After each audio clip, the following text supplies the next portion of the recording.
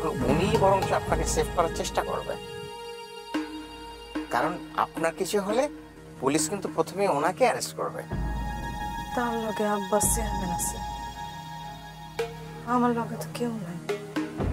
অবশ্যই আছে, প্রত্যেক মানুষেরই শুভাকাঙ্ক্ষী থাকে, আপনি একা নন। আমি আছি আপনার সাথে।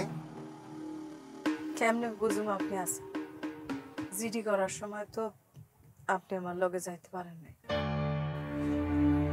যে আমি জানি আপনি এই উদাহরণটাই দেবেন। না দিয়া কি, যা সত্য সেটাই করছি। আমি বুঝা ফেলেছি এই যুদ্ধ আমার একাই করতে হবে, কাউরে আমি পাশে পাবো না।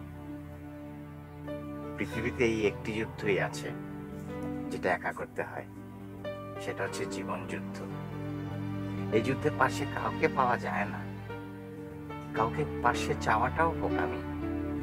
যেমন ধরুন আমিও যুদ্ধ করে যাচ্ছি, জীবন যুদ্ধ আমি একাই করে যাচ্ছি, আমার পাশে কেউ নেই।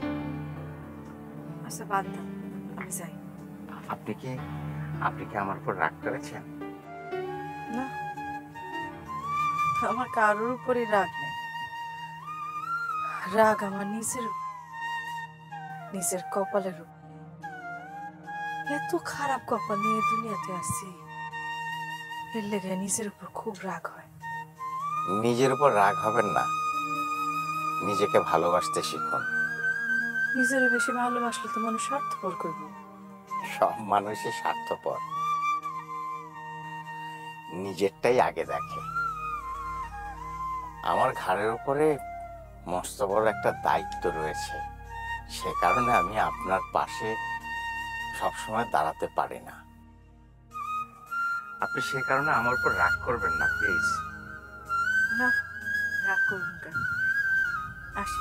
না না, আপনার যখনই প্রয়োজন হবে আপনি আমাকে ফোন করতে কিন্তু ভুলবেন না।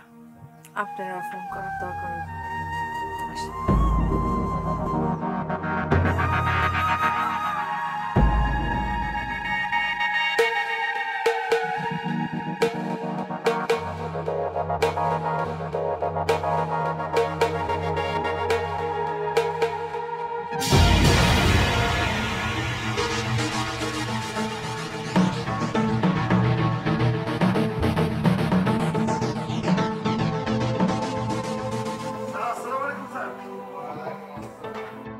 স্যার স্যার আমি তো খুব বিপদের মধ্যে পড়ে গেছি স্যার।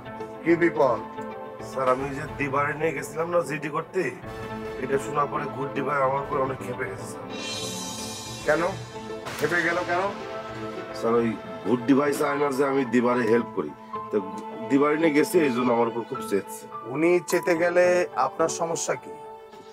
স্যার বুঝতে পারতেছেন না স্যার, উনি তো আবার আমার বসের বোন জামাই, তা উনি চটা মানে তো বস চটে যাবে। চিন্তা করবেন না, আমি চেয়ারম্যান সাহেবকে বুঝিয়ে বলবো, আপনাকে যেন ভুল না বোঝে। স্যার আপনি একটু বুঝাই করেন, আমি এটা নিয়ে খুব চিন্তার মধ্যে আছি। ঠিক আছে, আপনি কোনো চিন্তা করবেন না, আমি ভালোভাবে বুঝিয়ে বলবো। আসি।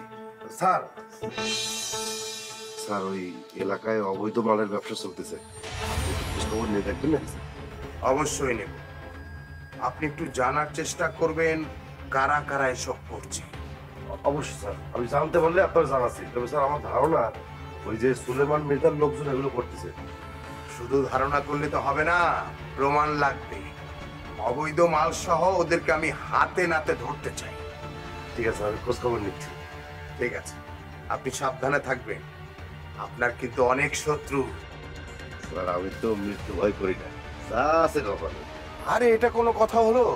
জীবনকে রক্ষা করতে হবে, এই জন্য সাবধানতা অবলম্বন করতে হবে। স্যার ওই ডিএডির ব্যাপারে কিছু জানতে পারছেন স্যার? এখনো কোনো ট্রেস পাওয়া যায়নি, তবে আমরা ধারণা করছি তাকে খুন করা হয়েছে। তাহলে দিবাপুরের কি হবে স্যার? এটা আমি ধারণা করছি মাত্র, নিশ্চিত কোনো ঘটনা না, অতএব অত চিন্তা করবেন না। স্যার আপনি আর একটু জোর দিয়ে খোঁজেন স্যার। আমি জোর দিয়েই চেষ্টা করছি।